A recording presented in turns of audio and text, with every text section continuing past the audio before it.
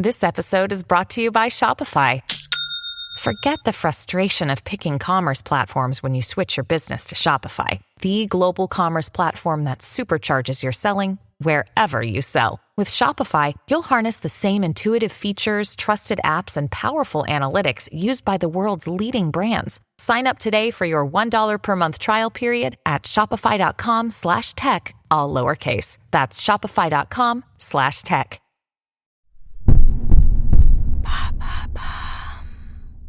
Comment le réseau social Snapchat est-il devenu la vitrine de l'illégal ? Merci d'avoir posé la question. Dans une enquête publiée le 12 mars 2023, nos confrères de France Info nous apprenaient qu'il était possible de se procurer pour 30 € de faux arrêts maladie sur l'application Snapchat. Pour ce faire, les faussaires usurpent l'identité de vrais médecins pour rendre leur contrefaçon plus vraie que nature. Problème, cela crée un préjudice auprès de la sécurité sociale, à qui l'usage de faux arrêts a fait perdre 3,4 millions d'euros en 2021.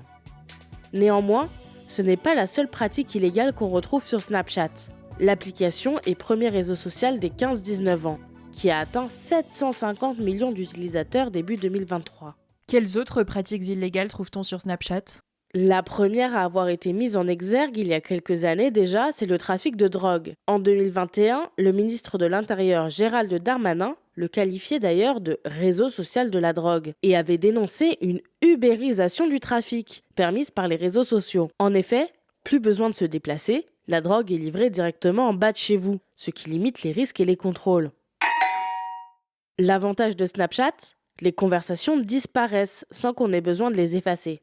Des trafics d'armes et d'explosifs rendus possibles par l'application ont également été démantelés. Dans le monde de la contrefaçon, outre les arrêts maladie, on trouve aussi des faux papiers, faux diplômes et, au plus haut de la pandémie, des fausses autorisations de sortie et certificats de vaccination. Et depuis quand Snapchat est utilisé pour ce genre de trafic ? On ne peut pas parfaitement dater cela. Mais ce qui est sûr, c'est que cette ubérisation de l'illégal s'est beaucoup développée pendant le confinement. Impossible de sortir de chez soi, alors les trafiquants de drogue notamment en ont profité pour revoir leurs méthodes. Il en est de même pour les faux papiers, dont la production s'est exacerbée pendant la pandémie. Que fait Snapchat face à tout ça ? Concernant le trafic de drogue, Snapchat a annoncé en 2021 plusieurs mesures pour lutter contre, notamment une meilleure modération humaine. Évidemment, tout cela ne règle pas totalement le problème, car 2 ans plus tard, le trafic sur Snapchat existe toujours.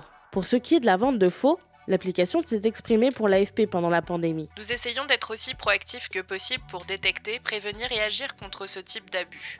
Mais nous savons que les trafiquants évoluent constamment dans leur façon de contourner les règles sur de nombreuses plateformes. Voilà comment Snapchat est devenu la vitrine de l'illégal.